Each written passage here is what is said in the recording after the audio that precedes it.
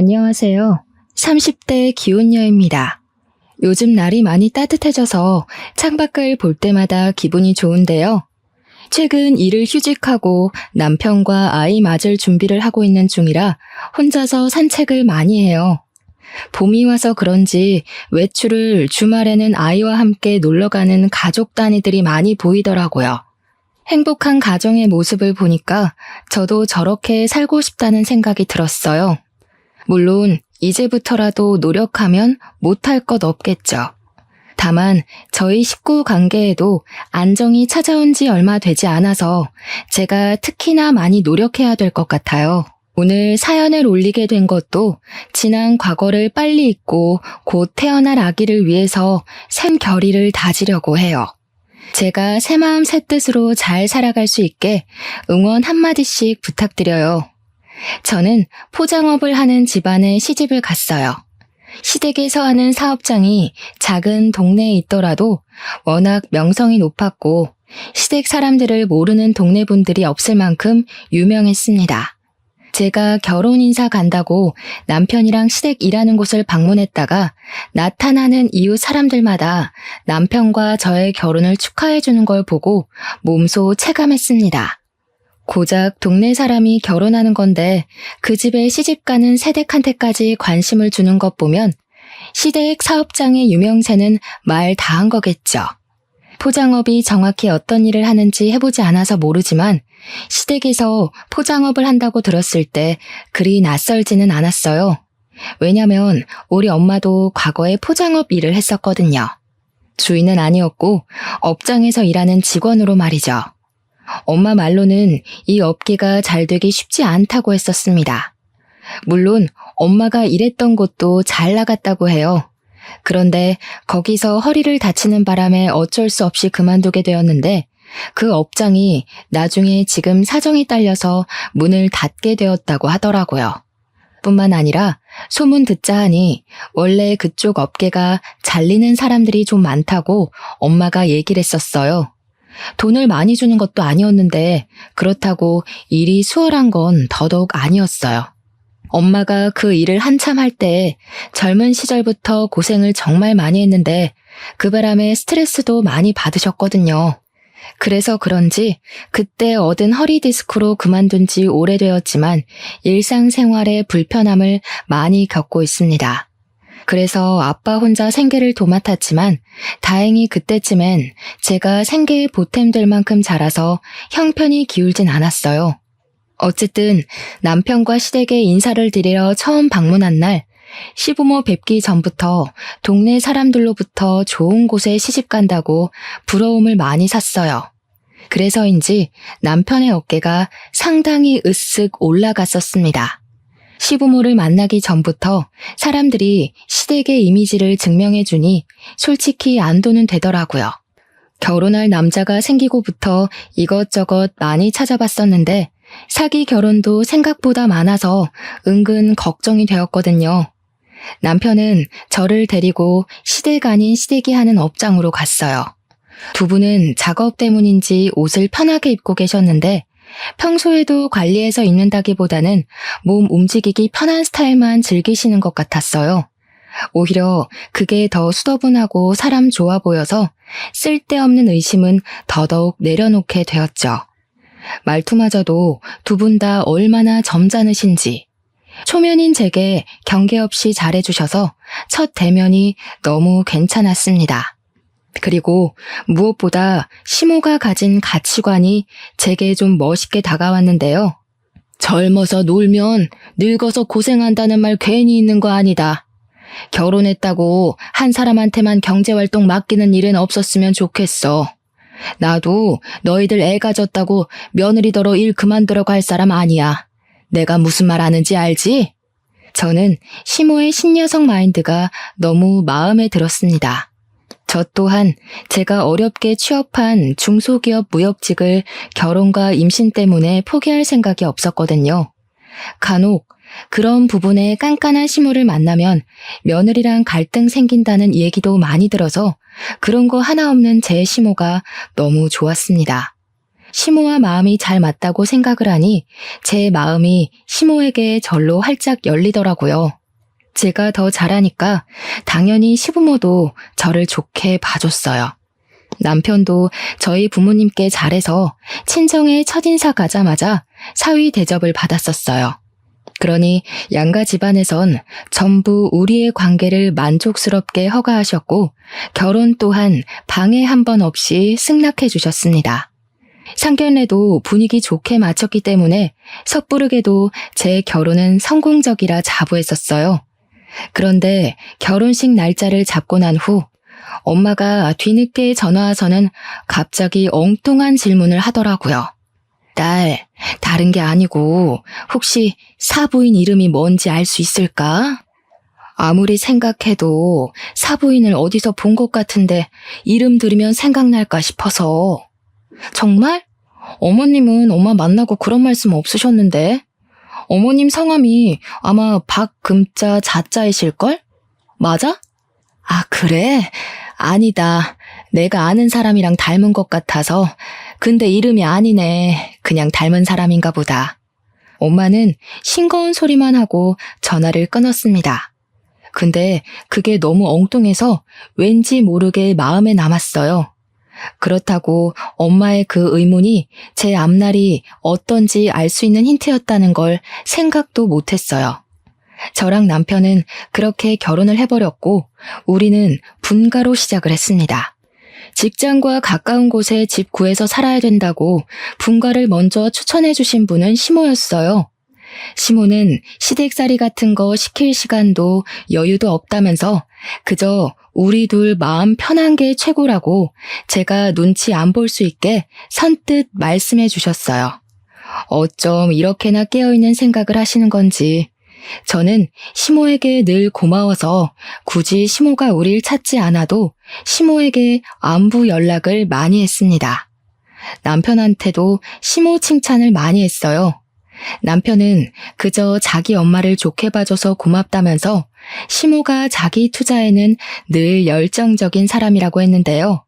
그러면서 뒤 있는 말이 어딘가 모르게 비꼬는 투가 섞여 있는 것 같았어요. 우리 엄마가 그렇게 자기 투자 잘해서 성형도 엄청 많이 했잖아.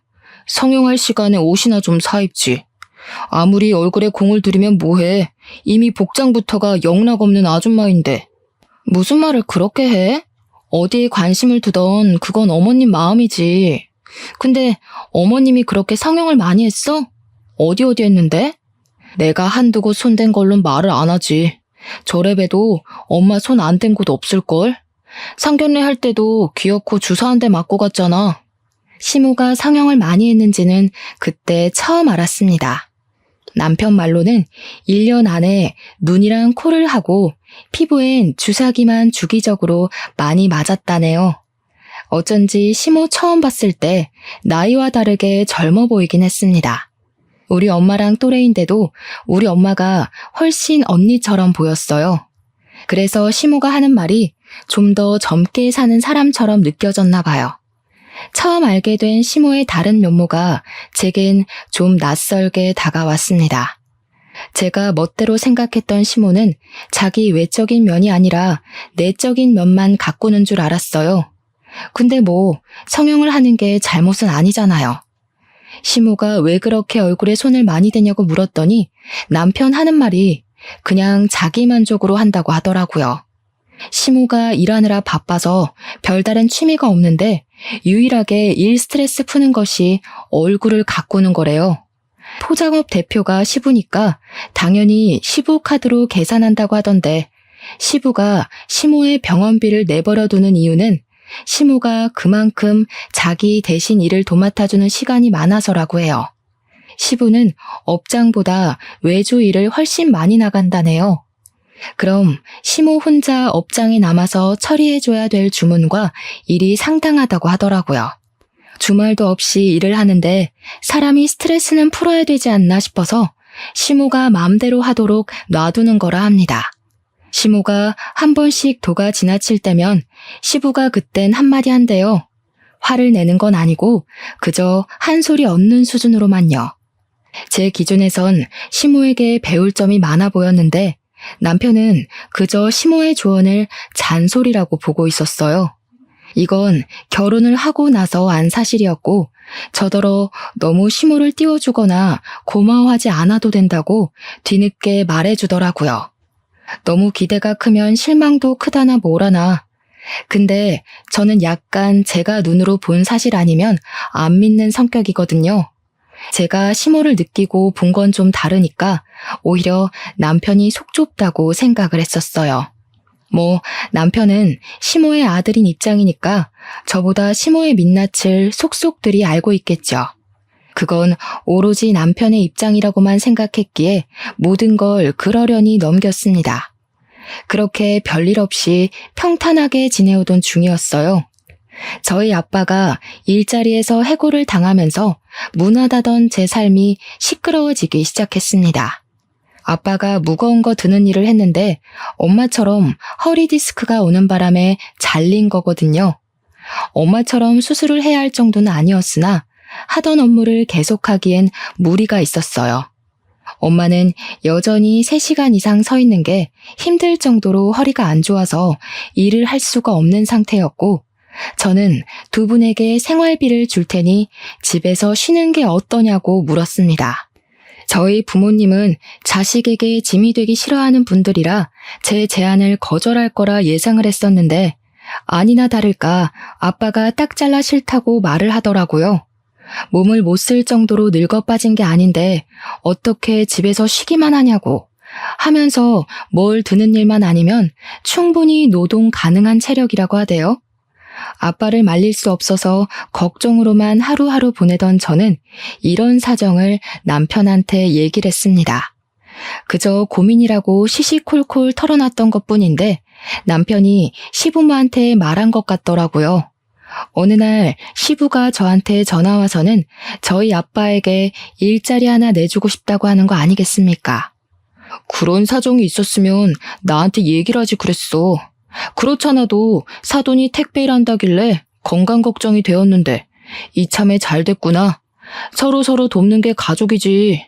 부담 느끼지 말고 사돈한테 연락 달라고 해. 저는 그 송구스러운 제안을 거절할 수도 있었지만 아빠가 힘들게 까여가면서 구직 활동하고 있단 걸 알기에 결국 감사한 마음으로 냉큼 받아들였습니다. 그리곤 아빠한테 연락해서 이 사실을 바로 알렸어요. 그날도 아빠는 여기저기 대차게 까이고 소득 없이 귀가 중이더라고요. 시부의 제안마저 아빠가 민폐라고 생각해 거절하면 어쩌나 걱정했는데 다행히 아빠는 너무 고마워하면서 안도했습니다. 그 주 주말에 아빠 혼자 시댁을 찾아와서 시부모님을 만났어요. 아빠가 온다는 소식을 미리 전달받았던 저도 오래간만에 시댁을 방문했습니다. 시부가 아빠한테 저녁을 대접하고 싶다고 했는데 엄마가 집에서 기다리고 있어서 저녁까진 못 먹고 차 한잔하면서 대화 나누는 시간을 가졌어요.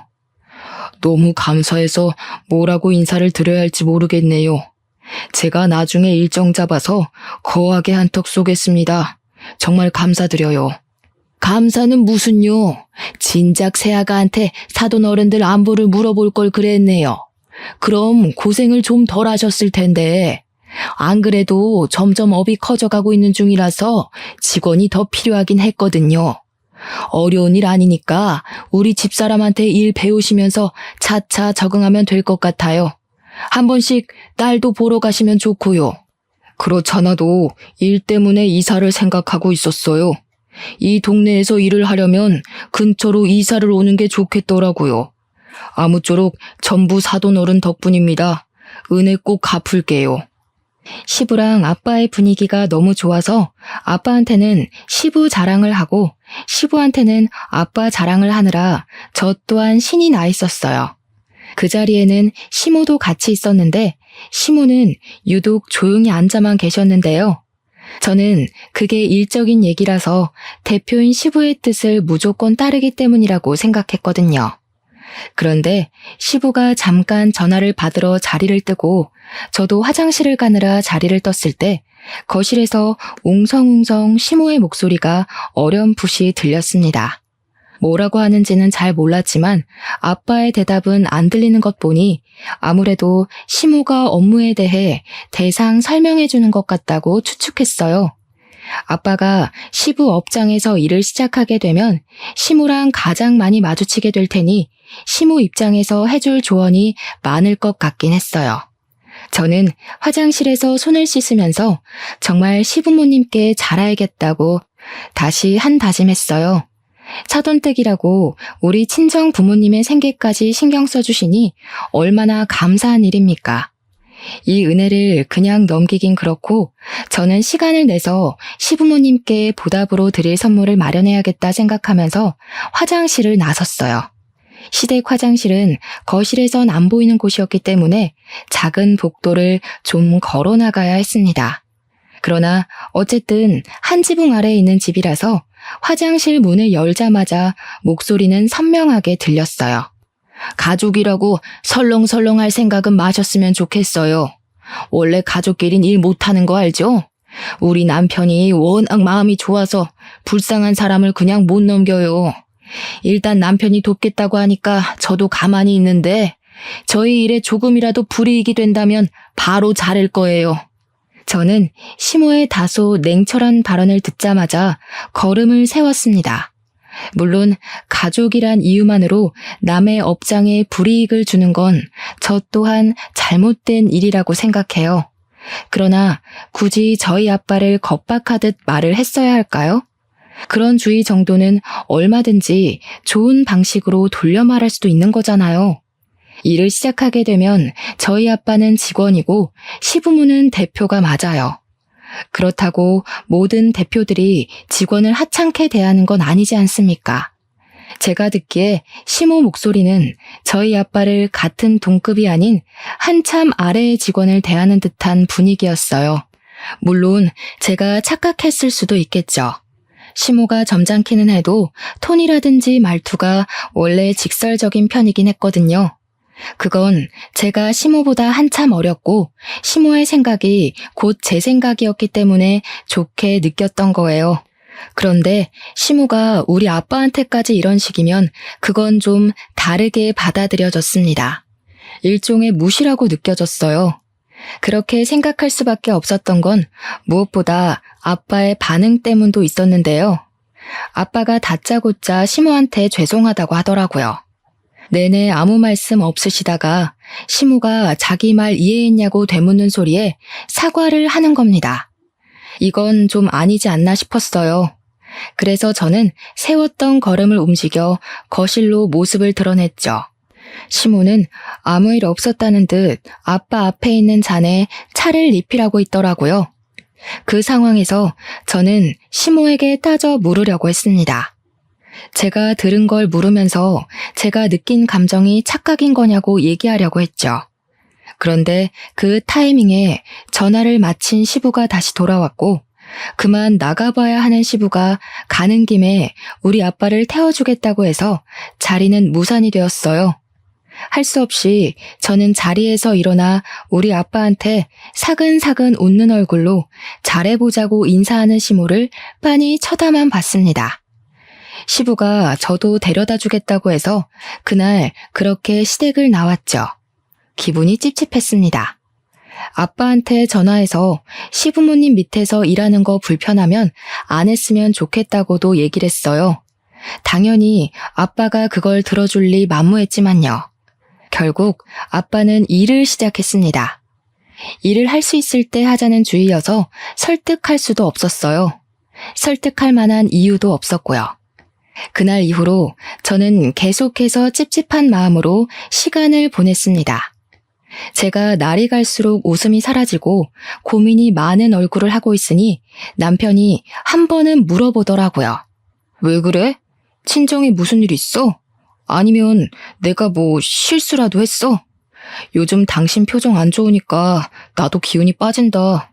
무슨 일인데 그래? 사실은 어머님 얘기라서 당신한테 선뜻 말 못했어. 이건 그냥 내가 착각한 걸 수도 있는데 혹시 어머님이 당신한테 따로 전화해서 우리 집 얘기한 적 있어? 아니면 이번에 우리 아빠가 아버님 직장에서 일하는 걸로 딴 얘기한 적 있다든지. 그런 적은 없는데? 엄마가 장인어른 일하는 걸로 뭐라고 했어? 신경 쓰지 마. 내가 말했잖아. 엄마 말도 많고 탈도 많은 사람이라고. 못됐게 말하는 게 그냥 습관인 사람이야. 남편은 시모가 그게 본색이라고 말을 하고 있었습니다.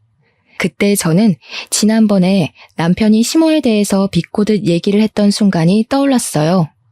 그거 남편의 철없는 투정이라고만 생각했는데 확실히 제가 깨우치지 못한 시모의 이면이 숨겨져 있다는 걸 그날 처음 느꼈습니다. 물론 그렇다고 제가 시모한테 가서 확실치도 않은 얘기로 따질 수는 없었어요. 그리고 제가 또 노는 사람이 아니었거든요. 저도 회사를 다녀야 해서 아빠가 시부모님 직장에서 어떻게 일을 하고 있는지 신경을 못 써줬습니다. 게다가 친정 부모님이 저희 집 가까운 곳에 이사를 하는 바람에 여러모로 정신이 없었어요. 그나마 걱정을 덜 할 수 있었던 이유는 아빠가 저녁마다 제게 문자를 해줘서 잘 다니고 있는 걸 아는 정도로만 지냈어요. 그런데 어느 날은 아빠한테 문자가 없길래 퇴근하고도 내내 기다렸던 제가 직접 전화를 해봤어요. 아이고, 미안해 딸. 아빠가 깜빡했네. 엄마랑 외식한다고 몰랐어. 아빠 일 잘 다니고 있으니까 걱정하지 마. 오늘은 사돈이 회도 사줬어. 아주 매 끼니마다 호강하면서 편하게 일해. 아빠도 제가 어떤 부분에서 걱정을 하는지 잘 알아서 늘 시부모님이 잘해준다는 말을 꼭 덧붙이곤 했어요. 그럴 때마다 저는 괜히 시부모님에게 찝찝해했나 생각하고 말았죠. 사실 시부모 밑에서 일하는 게 사돈 입장인 아빠한테는 자존심 상하는 일일 수도 있잖아요. 근데 그건 저만의 생각이었나 보더라고요. 연락할 때마다 아빠 목소리가 좋아서 안심이 되었습니다. 저는 고생하는 아빠를 위해서 언제 한번 연차를 내고 아빠 쉬는 날에 맞춰 남편이랑 친정을 갔어요. 부모님이 이사하고 정리가 완벽하게 된 뒤로 가는 건 그날이 처음이었습니다. 집들이 선물로 한우와 용돈을 두둑하게 챙겨서 방문을 했어요. 현관 비밀번호는 딸인 제가 알고 있기 때문에 굳이 초인종은 안 누르고 들어갔어요. 그런데 들어가자마자 안방에서 다투는 소리가 들리더라고요. 남편이랑 저는 기분 좋게 부모님께 인사드리고 식사할 생각이었는데 순간 나를 잘못 잡았나 그 생각까지 했습니다. 게다가 저희 부모님이 잘 다투시는 분들이 아닌데 모처럼 부부싸움을 하고 있어서 당황스럽기도 했어요. 저는 얼른 안방으로 달려가서 살짝 열린 문손잡이를 잡았습니다. 근데 안에서 들려오는 대화에 순간적으로 기척을 숨겨버렸어요. 왜 말 안 했어? 그 여자 뭔데 당신한테 전화해서 그런 소리를 하냐고. 당신이 무슨 청소업체야? 자기 똥통을 왜 당신더러 치우라고 난리야? 그렇다고 당신이 거기서 그렇게 말하면 어떡해. 괜히 보영이한테 피해가면 어쩌려고. 당장 사부인한테 전화해서 실언했다고 해. 내가 틀린 말 했어? 그 소리 듣고도 일하게 해줘서 고맙다고 머리 조아려야 돼? 당신이 거기 포장업 하러 간 거지 화장실 청소하러 간 거야? 우리가 거지 집안도 아니고 거기 아니더라도 얼마든지 일 구할 수 있잖아. 그냥 그만둬. 더러워서 못 해먹겠네. 이게 무슨 소린가 싶었어요. 남편도 같이 듣고 있었는데 저희 둘 다 당황해서 차마 방문을 더 열지 못하고 있었습니다. 그러니까 엄마가 우라통 터져 하며 말하는 걸 가만히 들어보니 시모가 퇴근한 아빠한테 전화해서 화장실 청소 제대로 안 된 걸로 따졌던 것 같아요. 그 전화를 아빠 대신 엄마가 받았던 것 같은데 시모가 엄마인 줄 모르고 막 퍼부었다가 엄마가 시모한테 한 소리 한 상황이더라고요. 아빠는 그저 엄마 탓만 하고 있었는데 그 순간 아빠가 열 시킨다고 방을 나오는 바람에 저랑 남편이랑 마주치게 됐어요. 저희를 본 아빠가 엄청 당황해서 사색이 되더군요. 허리에 보호대 차고 나온 엄마도 우릴 보고 놀라셨고요. 이왕 이렇게 마주한 거 저는 부모님께 좀 전의 상황이 무슨 소린지 바로 물었습니다. 그러니 아빠는 말해주길 꺼려하더라고요. 그러자 엄마가 나서서 저한테 하소연을 하려고 했는데 그걸 또 아빠가 막지 뭡니까? 결국 제가 목청 높여서 부모님께 강요했더니 그 덕에 저희는 거실에 앉아서 대화를 할 수 있었습니다. 내가 네 아빠 때문에 정말 속이 터진다. 너희들 네 아빠가 일 잘하고 다니는 줄 알았지? 이 바보 같은 인간이 지 자존심 상하는 건 아무것도 아니라면서 너희들한테 거짓말했던 거야. 듣자 하니 아빠는 여태 시부모님 업장에서 일을 잘하고 있었던 게 아니었습니다. 시부는 매장에 잘 없어서 시모가 아빠 일을 가르쳤는데 아빠는 그 일이 처음이었던지라 많이 서툴렀대요. 근데 시모가 빠릿빠릿한 걸 좋아해서 느긋한 아빠를 많이 독촉했고 시간이 갈수록 자존심 긁는 무시를 더 많이 했던 것 같아요. 특히나 시모가 전화로 자주 아빠를 괴롭힌 것 같았는데 엄마가 아빠 폰을 뺏어다가 녹음본을 들려주더라고요. 이게 몸 쓰는 일이라고 생각해요? 이것도 머리 잘 굴려야 된다고요. 사돈이 여태 머리 나빠서 몸 쓰는 일로 먹고 살아왔는지는 모르겠는데 이런 식으로 우리 일 망칠 거면 그냥 관두시던가요. 다른 직원들은 이 정도면 괜찮다고 하던데 아니었나 보네요. 나이가 들어서 그런가 쉽게 적응이 안 돼서 그런가 봐요. 최대한 피해 안 가게 노력할게요. 다른 직원들 말은 왜 들어요? 그 사람들이 사장인가요? 그리고 노력은 누구나 다 합니다. 지나가는 노숙인 잡아다가 일 시켜도 노력은 해요. 더럽게 일 못하는 게 문제인 거지. 제가 이렇게 얘기한다고 서운해하시면 안 되는 거 알죠? 아빠는 끊임없이 시모에게 죄송하다고 사과만 하고 있었고 시모는 녹음 파일이 끝나는 순간까지 아빠를 나무라다 끊었습니다. 녹음본을 그 자리에서 거의 다 들은 저랑 남편은 경악을 금치 못했어요. 엄마는 속이 터져서 눈물까지 보였고 아빠는 그저 고개만 숙이고 있었을 뿐이었습니다. 속이 상했던 건 저도 마찬가지였어요. 지난날 아빠가 감사 인사를 전하러 시댁을 찾아갔을 때 시모가 아빠에게 했던 말이 제 기분을 찝찝하게 만들었다고 했었잖아요. 그게 조언일이라 그렇게 믿고 싶었는데 제 기분대로 그건 그저 갑질이고 눈치 주는 행동이었을 뿐이었어요.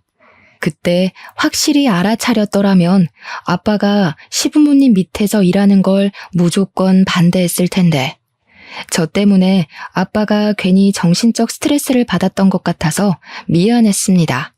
그 죄송스러운 마음이 속상한 마음과 만나면서 아빠한테 따지듯 묻게 되었어요. 아빠한테 대체 왜 말 안 했냐고 아빠 탓을 해버렸죠. 그랬더니 아빠는 그저 저한테 피해가 갈까봐 그럴 수밖에 없었다는 말뿐이었습니다. 아빠가 어떤 마음으로 참았는지 알 것 같아서 사실 마음 놓고 나무라지도 못했어요. 그렇다고 바보같이 버티고만 있던 걸 뭐라 안 할 수도 없었고요. 남편도 내내 침묵을 유지하면서 면목 없다는 듯 우리 부모님께 사과만 했어요. 그저 시모 행동에 기가 차서 괜히 잘못 없는 남편까지 미워지더군요. 짜증이 잔뜩 난 저는 바로 시모한테 갈 생각으로 벌떡 일어났어요. 그러자 아빠가 저를 붙잡으면서 괜히 제가 나설 필요는 없다고 아빠가 일 그만둘 테니까 신경 쓰지 말라고 하는 거 있죠. 이미 일은 이렇게 커져버렸고 저 또한 주체할 수 없을 만큼 화가 나는데 이걸 없는 일로 무시할 수가 있겠어요? 저는 어떻게든 시모한테 사과를 받고 싶었습니다. 남편이 자식으로서 대신 고개를 숙이는 것이 아니라 잘못한 사람이 직접 말이죠. 저는 아빠 주머니에 있는 휴대폰을 꺼내서 이 자리에서 당장 시모한테 전화하라고 했어요. 아빠가 굉장히 난감해하길래 결국 제가 아빠 폰으로 시모한테 전화 걸었습니다. 시모는 아빠 전화를 받자마자 기상천외한 모습을 보여줬어요. 이 양반이 미쳤나 봐. 지금 시간이 몇 시인데 전화를 해? 일머리도 없는데 생각도 없나 보네요. 사돈 때문에 우리 양반이 나 바람핀다고 오해하겠네. 왜 전화했어요? 겨우 전화 받는 태도만 봐도 시모가 아빠를 어떻게 대하는지가 도드라지는데 아빠랑 한 공간에서 일을 할 때는 얼마나 갖은 무시를 했겠습니까? 그게 확인해보지 않아도 머릿속으로 재생이 되어서 더 화가 났어요. 그 와중에 아빠가 늦은 시간에 전화해서 죄송하다는 말을 먼저 하길래 제가 대신 그 전화를 받으려고 했습니다.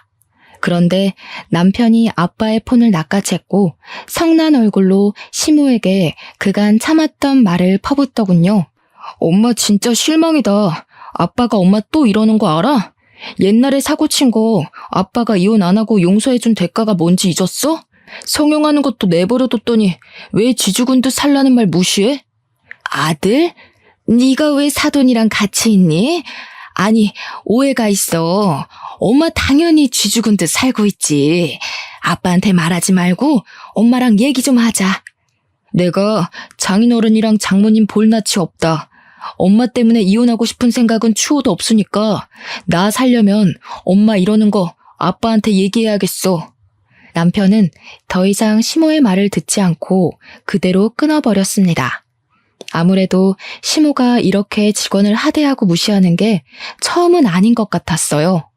갑자기 상황이 어떻게 돌아가는지 헷갈렸지만 시부 귀에 시모의 실체가 들어간다면 시모가 큰일 나는 건 사실인 듯 했습니다. 그래서 아예 바로 다음날 시부에게 즉흥적으로 만남을 약속 잡았어요. 무례라는 걸 알지만 시모가 괜히 중간에서 딴소리하기 전에 사과를 받고 싶었습니다. 다행히도 제가 무작정 할 말이 있다고만 했더니 시부가 묻지도 따지지도 않고 약속에 응해주셨어요. 그렇게 약속 당일 중화식당에서 만나기로 했고 남편과 시부모님이 먼저 도착해 있었어요.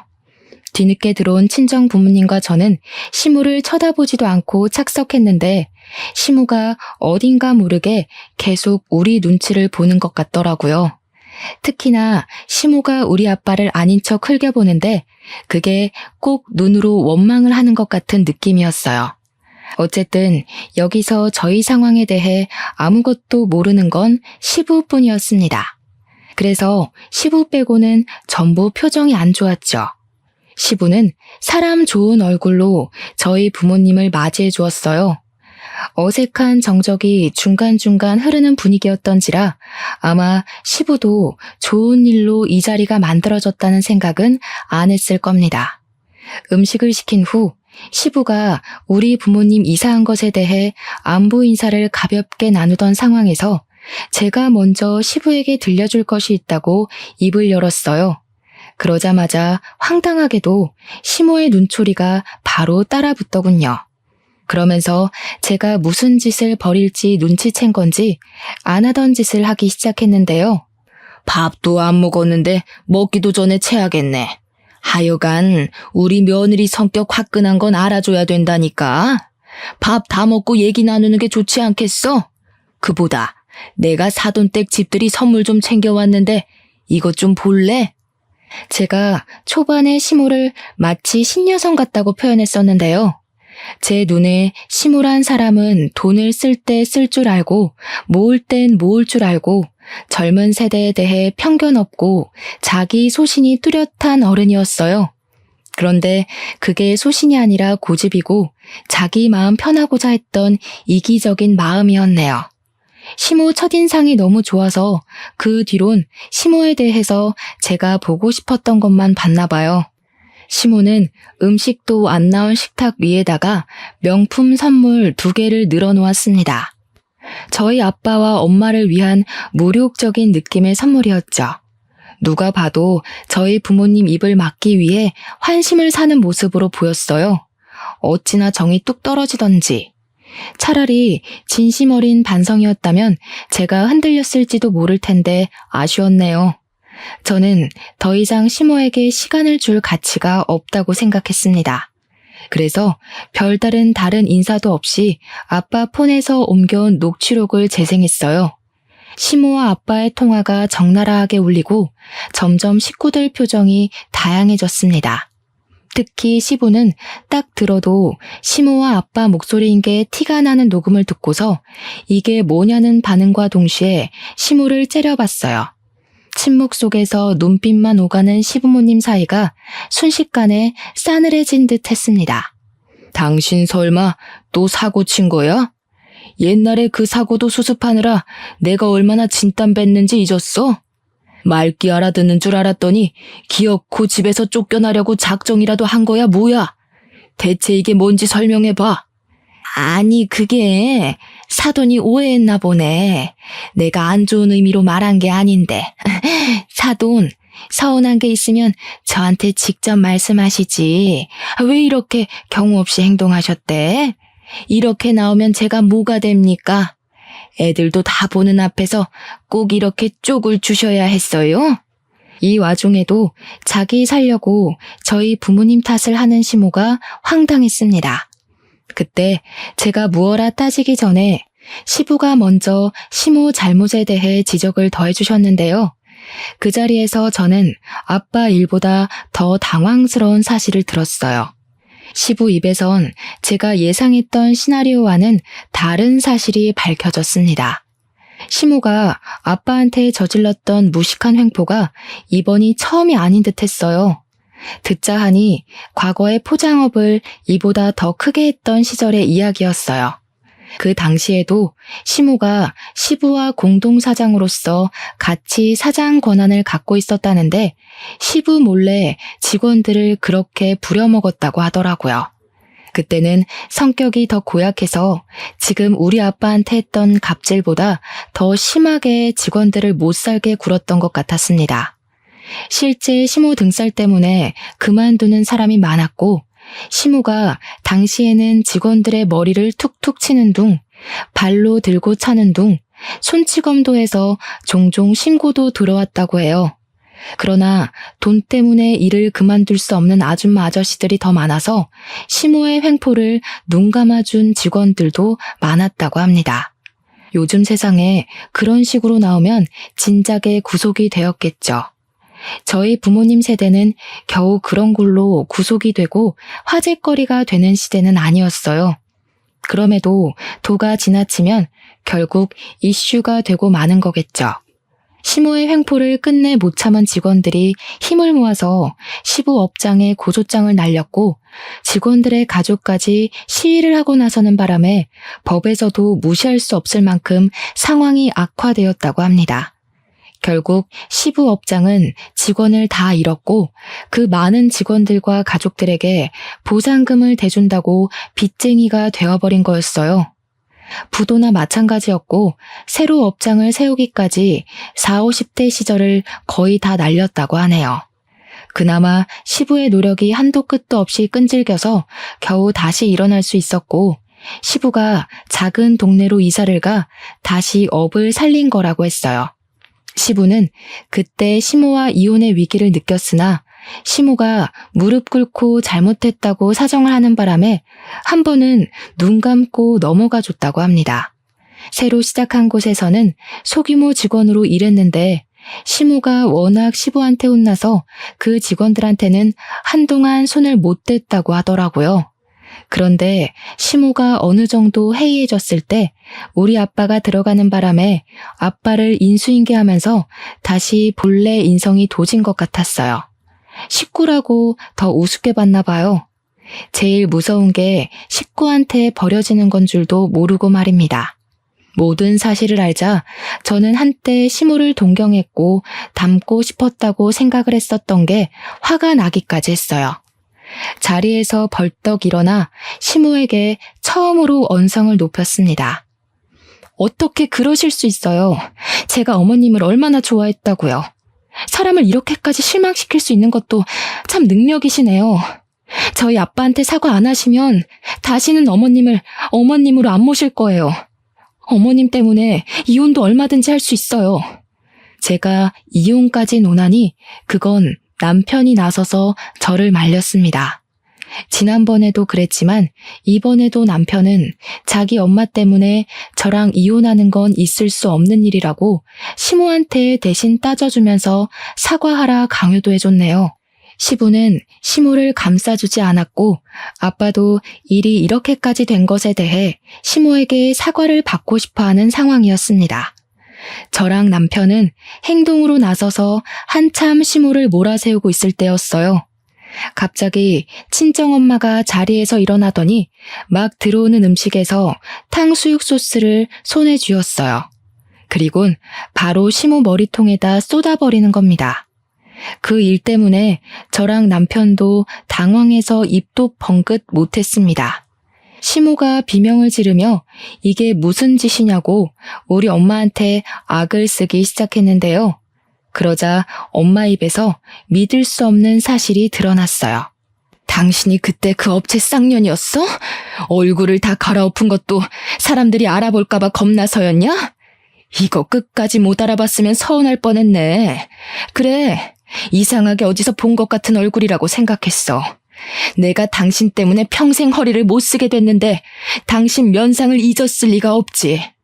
알고 보니 엄마가 과거에 일했던 포장업 공장이 시부모가 대표로 있는 업장이었어요. 그때 시모한테 손찌검 당했던 직원들 중 한 사람이기도 했습니다. 저는 그저 엄마가 허리 때문에 일 못해서 그만둔 줄로만 알고 있었거든요. 그건 제가 걱정할까봐 엄마가 거짓말을 한 거였나 보더라고요. 엄마는 일을 하다가 시모한테 일 똑바로 안 한다는 구박을 여러 번 받은 적이 있었는데 한 번은 시모한테 강하게 밀쳐지는 바람에 허리를 부딪히고 크게 다쳤다고 했어요. 그때도 시모는 넘어져서 아파하는 엄마한테 가지가지 한다며 개무시했다고 합니다. 엄마는 어쩔 수 없이 일을 그만뒀지만 나중에 사람들이 고소할 때 같이 이름을 올렸다고 했어요. 내가 그걸로는 분이 안 풀렸는데 이 미친년이 이제 내 남편까지 건드려? 이번엔 절대 가만 안 둬. 너도 어디 하나 부러져 봐야 남의 눈에 피눈물 내는 기분이 어떤 건지 알지? 엄마는 소스를 뒤집어 쓴 시모의 머리칼을 붙잡고 강하게 흔들어 제꼈습니다. 일단 저희 식구들은 그 다툼을 저지시킨 뒤 자리를 급하게 정리했어요. 그리고 귀가하기 전 저는 남편에게 별거를 통보했고 시모한테도 한마디 해줬습니다. 저희 부모님한테 진심으로 사과 안 하시면 겨우 살린 사업 또 망하게 해드릴 거예요. 아버님한텐 죄송하지만 저 이대로 어머님 모시고 살기 싫어요. 저도 이혼은 안 하고 싶은데 식구 중에 저런 아줌마가 계속 있다면 제가 아버님 집안을 포기할게요. 저는 시부에게 시모와 이혼을 했으면 좋겠다고 돌려서 표현했습니다. 부디 시부가 현명한 선택을 하길 바랬어요. 결국 팔이 안으로 굽어서 제가 남편과 이혼을 하게 되는 상황이 온다면 그건 그거대로 어쩔 수 없이 받아들일 생각이었습니다. 남편의 의사만 중간에서 묵살이 되는 것 같아 그건 남편한테 미안했어요. 남편은 이미 별거 하자는 통보만으로 눈물을 보였고 그렇게 헤어지고 나서는 힘든 시간을 보낸 것 같았습니다. 하루도 빠지지 않고 제게 시모 대신 사과하면서 시부한테도 이혼하라고 한 소리 넣고 있다고 했어요. 그것만으로도 시댁이 얼마나 얼음장처럼 차가운 분위기일지 가늠이 가더라고요. 시부 없으면 아무것도 아닐 시모는 시부에게 이혼을 통보받을까봐 전전긍긍할 겁니다. 그런데도 저희에게 연락해서 사과하진 않는 거 있죠? 그렇게 시간이 조금 더 지나고 시부는 시모의 용서 대신 제게 시모와의 이혼 사실을 알렸어요. 시모를 더 이상 봐줄 수 없던 시부가 긴 고민 끝에 시모를 내쫓은 듯 했습니다. 그건 자기 때문에 자기 아들의 불행을 초래할 수 없어서라고도 했어요. 저는 일부러 시모의 망가진 꼴이 보고 싶어서 합의서에 도장 찍었다는 날에 별거를 종료했어요. 그리곤 남편과 같이 시댁 업장을 찾아갔죠. 듣자 하니 시모가 마지막 날까지 일은 한다고 했다더라고요. 시부 입장에서도 시모가 처리해줘야 될 일이 있으니까 그 하루 정도는 봐준 것 같았어요. 저는 남편에게 밖에서 기다려달라고 하고 혼자서 내부 안으로 들어갔어요. 시부는 바깥 일을 나가셨고 시모 혼자 업장에서 조용히 일을 하고 있대요. 아무렇지 않게 인사를 하며 들어갔더니 시모가 제 목소리에 표정을 돌변하면서 얼굴이 새빨개진 만큼 화를 내더라고요. 내가 너 때문에 무슨 꼴을 당했는지 알아? 너 같은 걸 며느리로 들이는 게 아니었는데 어디서 이런 불려우가 나타나서는 내 인생 망한 건 다 너 때문이야. 내가 이대로 순순히 넘어갈 것 같아? 그동안 어떤 식으로 살아왔는지가 보여서 우습네요. 그런 싸구려 마인드 감추고 사느라 고생 많이 하셨겠어요. 저 덕분에 자유를 얻게 된 건데 왜 그렇게 화나셨을까? 이제 나가서 마음껏 싹수 없게 살아보세요. 더 이상 버려질 가족 같은 거 없잖아요. 그때 시모가 제 뺨을 때렸습니다. 그리곤 보이는 물건을 내게 던지기 시작하는데 그게 열린 문 밖으로도 나가는 바람에 남편이 급히 뛰어 들어왔습니다. 시모가 반 미쳐서 난동을 부리고 있자 남편이 저를 데리고 밖으로 끌고 나왔는데요. 자기 무덤 더 파고 싶은 건지 시모가 저희를 쫓아 나오더라고요. 그리곤 제 머리채를 잡더니 쌍욕을 퍼부으며 저를 저주했어요. 근데 시모는 역시 코앞의 일만 볼 줄 아나 봐요. 여기 동네에서 자기가 얼마나 명성 높은 편인지도 까맣게 잊었나 봅니다. 동네 사람들은 당연히 우리가 포장업 집안인 줄 알아봤고 처음 보는 시모의 이면에 깜짝 놀라서 몰려들기 시작했어요. 남편을 도와서 시모를 떼어놓은 그들은 시모한테 삿대질을 했습니다. 시모는 그런 동네 사람들을 향해서 저 때문에 자기가 이혼을 당했다고 했는데 거기서 남편이 나서주는 덕에 동네 사람들이 시모를 등졌어요. 남편은 그 자리에서 동네 사람들을 모르는 시모의 과거 행적을 떠벌렸고 시부가 시모 때문에 얼마나 피해를 받았는지 저희 아빠가 어떤 갑질을 당했는지 낱낱이 밝혀주었습니다. 시모는 빠져나갈 구멍이 없을 만큼 할 말을 잃었어요. 거기다 대고 남편이 또 법정 앞에 서고 싶은 거 아니면 곱게 합의해 줄 때 떠나라고 했습니다. 시모는 동네 사람들 눈초리 때문에 쫓겨나듯 떠나버렸고 그 뒤로는 3개월이 지난 현재까지도 나타나지 않고 있어요. 그 아줌마를 비록 저희 부모님 앞에 무릎 꿇리진 못했지만 남은 생이 지옥길이 되어버렸으니 그걸로 만족하려 합니다. 사람 같지도 않은 사람의 사죄를 받아서 뭐 하겠습니까? 남편은 아직도 제게 시모를 대신해서 사과를 하곤 해요. 그래서 저희 친정에 더 잘해주고 있고 어떻게든 저희 부모님의 마음 풀어주려 노력 중입니다. 제가 이렇게 좋은 남편과 시부를 저버리지 않을 수 있어서 얼마나 다행인지 몰라요. 참, 그리고 시모가 채워줬던 자리는 공석이 되어버려 시부가 좀 많이 버거워했는데 그걸 저희 아빠가 배우고 있어요. 시부가 흔쾌히 아빠한테 시모의 공석을 채워주길 제안했고 아빠는 그 과분한 제안에 미안해했지만 감사하게 받았습니다. 졸지에 아빠도 포장업의 사장이 되어버렸어요.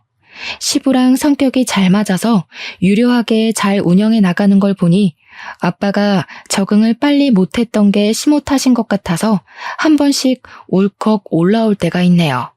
시모가 없으니 어찌나 가정의 평화가 빨리 찾아오던지 남편이랑 금술도 확 좋아져서 제가 임신을 해버렸지 뭐예요?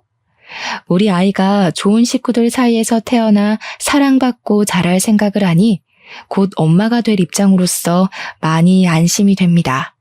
따뜻한 날씨에 글을 썼더니 기분이 좋아서 그런가 지나간 상처도 그저 한때의 기억으로만 남네요. 청취자분들께서도 따스한 햇볕 아래서 가족들과 함께 기분 좋은 추억 많이 만들길 바래요. 항상 가족과 행복하세요. 감사합니다.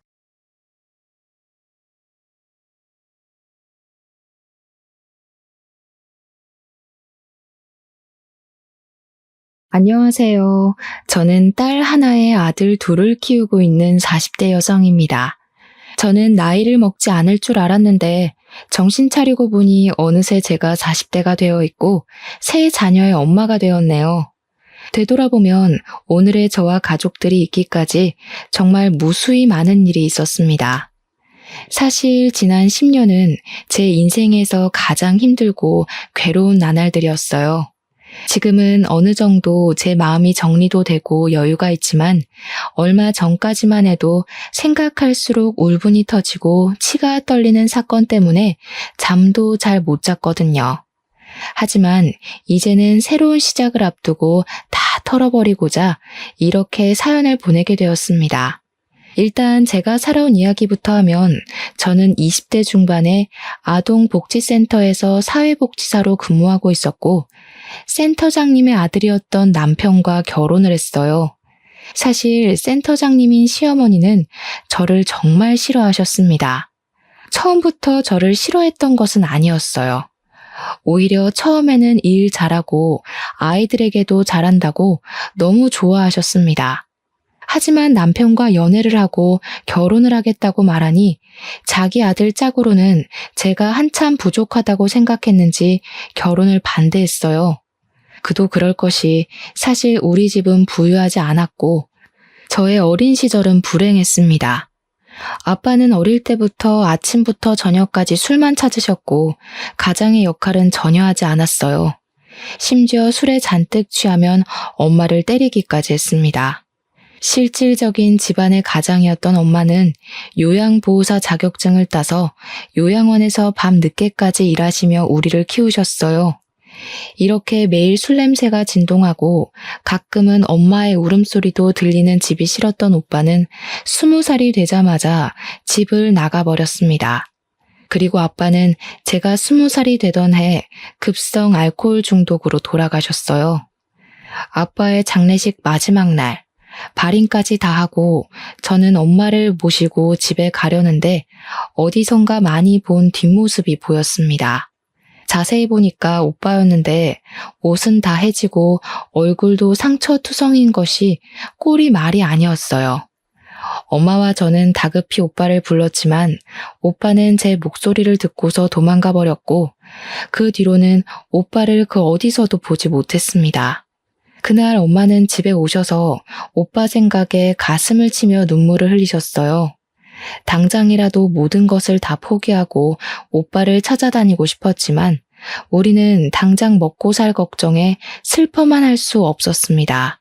엄마는 여전히 요양원에서 일하셨고 저는 대학교는 꿈도 못 꾼 채 아르바이트를 하면서 사회복지사 자격증을 땄어요. 그 뒤로 아동복지센터에 취업하여 시어머니와 남편을 만난 것입니다. 이렇게 우리 집은 하루 벌어서 하루 겨우 먹고 사는 형편이었지만 시댁은 시아버지가 살아계셨을 때 공무원으로 계셨어요. 그래서 시아버지가 돌아가시고 나서도 유족연금을 받고 있었고 시어머니는 아동복지센터의 센터장, 남편이 지역에서 꽤 잘 나가는 입시학원 원장이었습니다. 엄청나게 갑부는 아니지만 그래도 꽤 넉넉히 사는 집안이었고 실제로 이 동네에서 비싼 아파트에서 살고 있었어요. 이런 집이 저를 며느리감으로 어디 생각이나 했겠습니까? 시어머니는 당연히 저를 결사반대했고 친정엄마도 꼭 이 결혼을 해야겠냐며 걱정하셨지만 저와 남편은 불같은 사랑을 했어요. 결국 시어머니는 우리의 사랑에 두 손 두 발 다 들고 마지못해 결혼을 허락했지만 조건이 하나 있었습니다. 그것은 바로 일을 관두고 시댁에 들어와서 살라는 것이었어요. 그 당시 저는 사랑에 눈이 멀어 남편과 결혼만 시켜준다면 지옥에라도 갈 수 있을 정도였습니다. 그래서 시댁에서 시어머니와 함께 사는 것은 힘든 일이 아니라고 생각했고 같이 살면서 가족의 정을 쌓으며 저의 진면모를 보여주리라고 당찬 다짐까지 했어요. 그렇게 저는 20대라는 어린 나이에 호랑이 같은 시어머니를 모시고 살게 되었는데 사실 그때 기억은 두 번 다시는 떠올리기 싫을 정도로 정말 힘들었습니다. 정말 TV에서 나오는 어지간한 시집살이는 다 겪었던 것 같아요. 아직도 잊히지 않는 것이 시댁에서 처음으로 식사하는 날이었습니다. 나름대로 최선을 다해 음식을 차리고 당연히 같이 먹으려고 식탁에 앉았더니 시어머니가 저를 매섭게 놀아보셨어요. 너 제정신이니? 어디서 지금 며느리가 감히 여기서 같이 밥을 먹으려고 해? 나는 절대 너 같은 며느리와 겸상 안 한다. 너는 우리가 식사 마칠 때까지 옆에 서서 잔심부름이나 해라. 저는 시어머니의 불효령에 자리에서 일어나 옆에 서서 잔심부름을 해야 했습니다.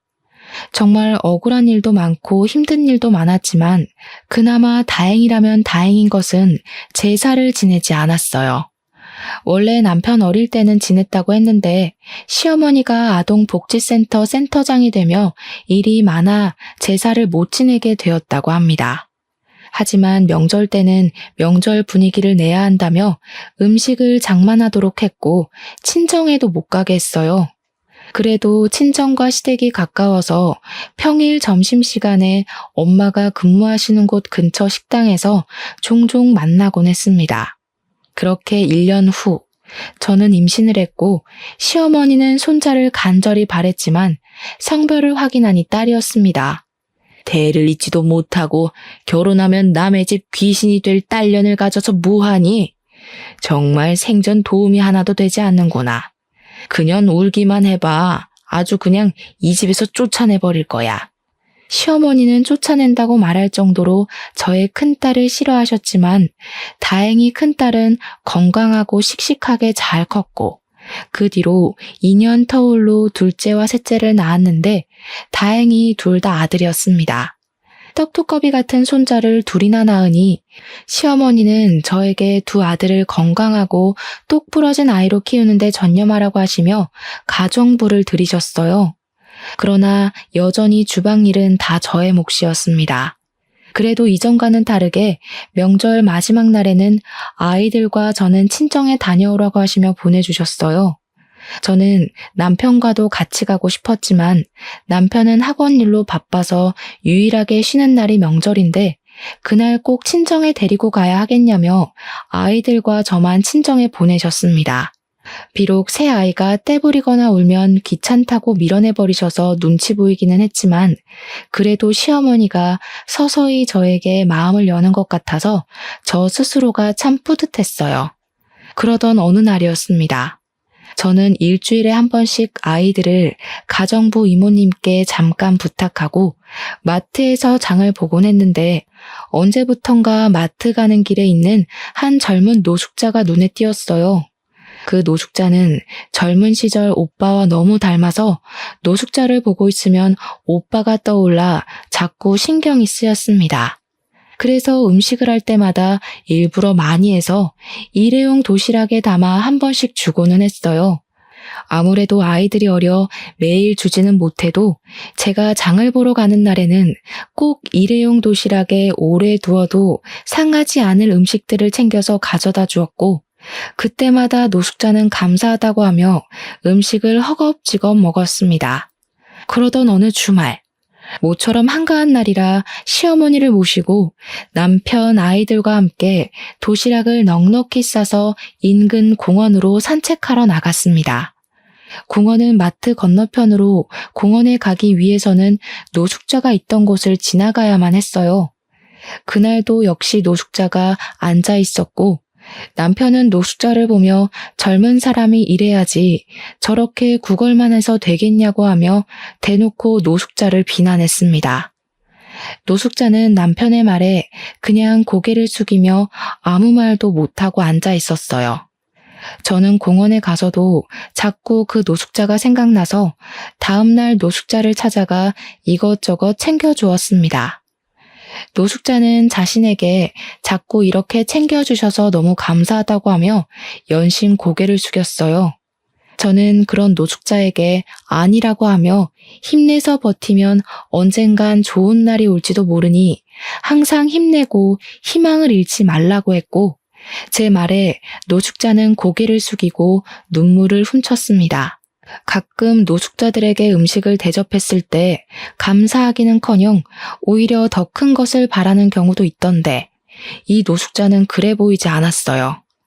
무슨 사연이 있는지는 모르겠지만 이 노숙자가 꼭 잘 됐으면 좋겠다는 생각이 들었습니다. 그렇게 1년 정도가 지났어요. 저는 여전히 노숙자에게 음식을 한 번씩 갖다 주었고 노숙자는 변함없이 머리를 조아리며 저에게 감사하다고 했습니다. 하루는 노숙자에게 음식을 주니 노숙자가 감사하다고 하며 이상한 말을 했어요. 저 사모님, 제가 이런 이야기 하는 게 맞는지 모르겠는데 사장님 한번 잘 살펴보세요. 최근에 부쩍 젊은 여성분과 다정하게 자주 다니시더라고요. 그게 무슨 말이세요? 저희 남편이 바람이라도 피운다는 것이에요? 아니면 다행이지만 그래도 혹시 모르니까요. 제가 이래봬도 이 자리에서 1년 정도 있었잖아요. 1년이라는 시간 동안 있으면서 본 게 있어서 그래요. 한번 사장님 잘 살펴보세요. 저는 노숙자의 말을 듣고 처음에는 그냥 잘못 본 거겠거니 하고 말았습니다. 그런데 집에 와서 곰곰이 생각해보니 그간 남편의 행적이 조금 수상하기는 했어요. 최근에 학원 일이 많다며 아침 일찍부터 출근해서 밤늦게 퇴근하기도 하고 주말에도 학원에 종종 갔으며 어떨 때는 학원에서 잔다고 아예 집에 오지도 않았거든요. 저는 노숙자의 말이 거짓이길 바라면서도 한편으로는 진짜인 것 같은 불안감이 들었습니다. 그러다 제 생일이 다가왔어요. 사실 그동안 시댁에서 살며 제 생일은 점차 잊히고 있었습니다. 이번에도 당연히 그럴 거로 생각하고 여느 때와 같이 부부 침실을 정리하는데 침대 밑에 무언가가 있더라고요. 손을 넣어 꺼내보니 웬 고급 목걸이가 있었습니다. 저는 그날이 제 생일 전날이라 당연히 남편이 저를 위해 준비한 것으로 생각해서 다시 침대 밑에 넣어뒀어요. 그리고 내일 남편이 목걸이를 주면 아무것도 몰랐던 것 깜짝 놀라는 연기를 해야겠다고 생각했습니다. 제 생일인 다음 날, 저는 아침에 남편이 생일 축하한다고 하며 목걸이를 건네줄 줄 알았는데 남편은 아무 말이 없었어요. 오히려 학원 일로 바쁘다고 하며 새벽부터 정신없이 나갔고 남편이 출근하고 침대 밑을 보니 어제는 분명히 있던 목걸이가 없었습니다. 저는 남편이 저녁 때 퇴근하며 깜짝 선물로 줄 것으로 기대했으나 그날 저녁 남편은 집에 들어오지 않았어요. 전화를 해보니 학원 선생님의 어머니가 돌아가셔서 지방에 내려가고 있고 오늘 밤에 못 들어갈 것이라고 했습니다.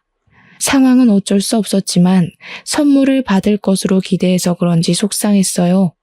그래도 남편이 장례식장에 다녀와서 목걸이를 제게 줄 줄 알았는데 끝내 남편은 목걸이를 꺼내지 않았습니다. 이렇게 되자 침대 밑에 있던 목걸이는 과연 누구의 것이었는지가 궁금했어요.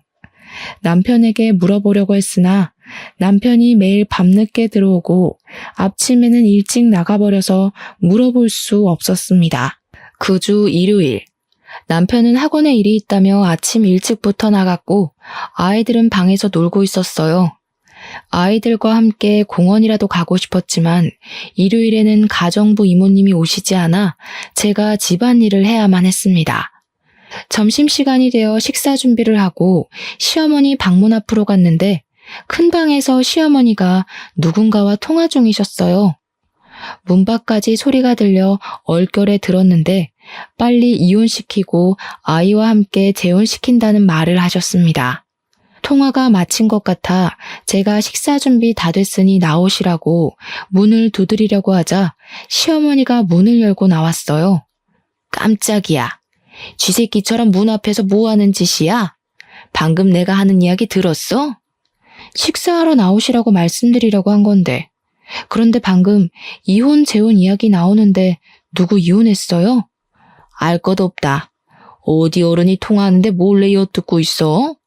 너희 친정에서는 너를 그렇게 가르치디? 정말 못 배운 티가 아주 팍팍 나는구나. 얼른 가서 밥 먹자. 시어머니는 아주 당황한 표정으로 부엌에 가서 식사했고 그런 모습을 보니 느낌이 왠지 이상했습니다. 그날 저녁 남편이 퇴근 후 샤워하는데 자꾸 옷장에서 진동 소리가 났어요. 옷장 문을 열어보니 남편 양복 주머니에서 진동 소리가 나고 있었고 주머니 안에는 처음 보는 핸드폰이 있었습니다. 핸드폰을 꺼내보니 발신자 이름이 없고 핸드폰 번호 11자리만 적혀 있었는데 가운데 자리는 남편 생년월일과 같았고 끝자리가 남편 핸드폰 번호와 똑같았어요. 그리고 핸드폰 케이스에는 하트 그림이 그려져 있었습니다. 제가 전화를 받으려던 찰나 남편이 샤워하고 나왔어요.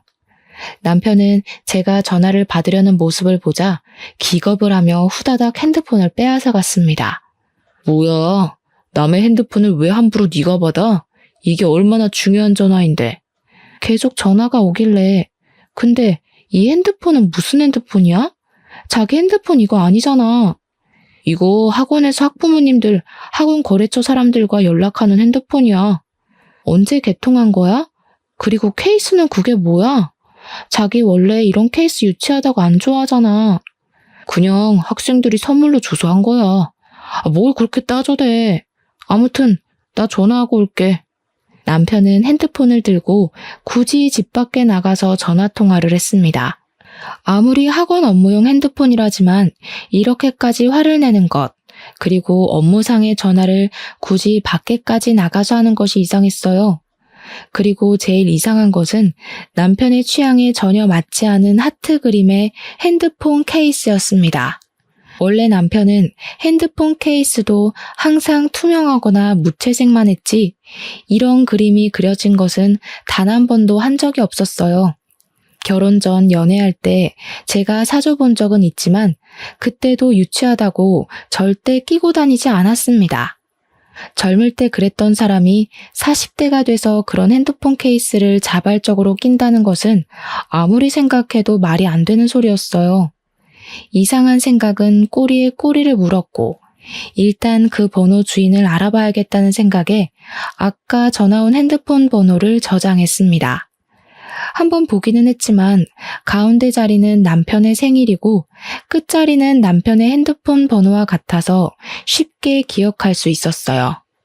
핸드폰 번호를 저장하고 나니 카카오톡에 새 친구가 뜨길래 메인 사진을 보니 침대 밑에서 본 그 목걸이 사진이 있었고 그 위에는 남자와 여자가 커플링을 끼고 손잡은 사진이 있었습니다. 그리고 상태 메시지에는 남편의 이니셜 하트 그리고 400일이라는 글씨가 있었어요. 저는 직감적으로 이 남자의 손이 남편의 손이고 이 핸드폰 번호의 주인은 남편과 불륜을 저지르고 있는 여자의 번호라는 것을 알았습니다. 그날 밤 남편은 상간녀와 통화를 하고 서재에서 잠을 잤고 저는 부부 침실에서 혼자 있으며 이 상황을 어찌해야 할지 고민했어요. 밤을 꼴딱 새우고 다음날 아침, 남편은 역시 새벽부터 출근했습니다. 저는 모두 출근한 뒤 방으로 들어가 상간녀의 번호로 전화를 했으나 받지 않길래 제가 남편의 아내인데 한번 만나서 이야기 좀 나눠야겠다고 문자를 보냈어요. 상간녀는 제 문자에 바로 전화를 했고 우리는 그날 오후에 한 카페에서 만났습니다. 은찬이 오빠랑 같이 사는 분이 그쪽이에요? 참 저렴하게도 생기셨네. 뭐 암튼 저 은찬이 오빠랑 결혼할 거고 은찬이 오빠 어머니도 저 알고 계세요. 들어보니까 둘이 이혼시키고 저랑 재혼시킬 생각이신 것 같던데. 아, 물론 아이들과 함께요. 사실은 제가 돈은 많아도 임신은 못하는 처지거든요. 솔직히 앞길이 창창한 은찬이 오빠가 그쪽보다는 건물주 딸인 제가 더 잘 어울리지 않겠어요? 게다가 아이도 아들 둘에 딸 하나 있으면 보기 좋은 오붓한 가정이 되겠네요. 뭐? 지금 유부남이랑 불륜을 저지른 주제에 뭘 잘했다고 이렇게 당당해? 그리고 우리 아이들을 내가 언제 너한테 맡긴대? 허튼 생각을 참 정성껏 한다. 언니가 아무리 그래도 어머니, 은찬이 오빠 모두 말 끝난 상황이에요. 이미 1년 전부터 명절 마지막 날에는 그 집에도 갔는걸요. 그리고 언니가 자던 침대에서 은찬이 오빠랑 잠도 자고요. 이미 어머니는 저를 며느리로 생각하고 있다고요. 그러니까 괜히 난리치지 말고 그냥 조용히 혼자 꺼져주세요. 아시겠어요? 생각해보니 1년 전부터 시어머니가 명절 마지막 날에는 꼭 저와 아이들을 친정에 보내셨습니다. 저는 감사한 마음에 친정에 갔었는데 사실은 남편 상간녀와 함께 시간을 보내려고 했던 것이라는 생각을 하니 남편과 시어머니에 대한 배신감과 분노에 눈이 뒤집히고 온몸이 부르르 떨리더라고요. 저는 끝까지 뻔뻔한 상간녀에게 너무 화가 나서 앞뒤 생각할 겨를도 없이 상간녀의 면상에 물을 뿌렸습니다. 상간녀가 당황해하며 저에게 정신 나갔냐고 하며 소리를 지르길래 뺨도 때렸어요. 정신 나간 건 너지. 어디서 애까지 있는 남의 나자 뺏어놓고 큰 소리야. 나도 불륜까지 저지른 남편과 같이 살 마음은 죽어도 없지만 곱게 끝내진 않을 거야. 너한테도 상간녀 소송 걸 테니까 준비 단단히 하고 있어. 내가 너랑 남편이라는 작자, 그리고 너를 가족으로 받아들인다던 시어머니까지 모조리 다 박살낼 거야. 박살낼 수 있으면 박살내봐. 우리 오빠 이 지역에서 엄청 유명한 학원 원장인데 무슨 수로 아무것도 없는 네가 박살낼 건데? 들어보니 돈도 없고 백도 없고 아무것도 없던데. 참나. 그리고 솔직히 요새 불륜 안 저지르는 남자가 얼마나 된다고 그깟 불륜 한 번 저질렀다고 이 난리야? 상간녀가 카페에서 고래고래 소리를 지르는 바람에 사람들은 상간녀의 실체를 알게 되었고 카페의 사람들은 손가락질하며 옹성거리기 시작했습니다. 사람들의 눈초리에 상간녀는 오히려 더 적반하장으로 소리를 지르며 사랑하는데 어쩌라는 식으로 말했고 그 모습을 사람들이 동영상으로 찍어댔어요. 저는 혼자 화가 나서 쇼를 벌이는 상간녀를 카페에 두고 남편의 학원으로 찾아갔습니다. 남편은 저에게 무슨 일이냐고 했고 저는 남편을 보자마자 뺨을 갈겼어요. 왜 때려? 갑자기 무슨 짓이야? 정신 나갔어? 제정신이야? 그래, 나 정신 나갔다. 지금 눈 돌아가서 아무것도 눈에 보이지 않아. 나 그동안 너 하나만 바라보고 모진 시집살이 다 견뎌왔는데 어떻게 네가 다른 여자랑 바람이 날 수가 있어? 지금 이런 상황에서 내가 안 미치는 게 이상한 거지. 지금 사람들이랑 학생들 앞에서 무슨 소리를 하는 거야? 헛소리 그만해, 쪽팔리게. 바람 피우고 불륜 저질러서 쪽팔린 건 아나 보지? 지금 네 상간녀 보고 다 확인하고 오는 길이야, 이 새끼야. 나, 더는 너랑 못 살아. 너네 집 망가뜨리고 이혼할 거야, 그렇게 알아. 남편은 나에게 쪽팔리니 빨리 나가라고 했고 학원에 있던 중고등학생들이 나와 남편의 싸움을 영상으로 다 찍었습니다. 그때가 겨울방학 기간이라 중고등학생들이 꽤 있었거든요.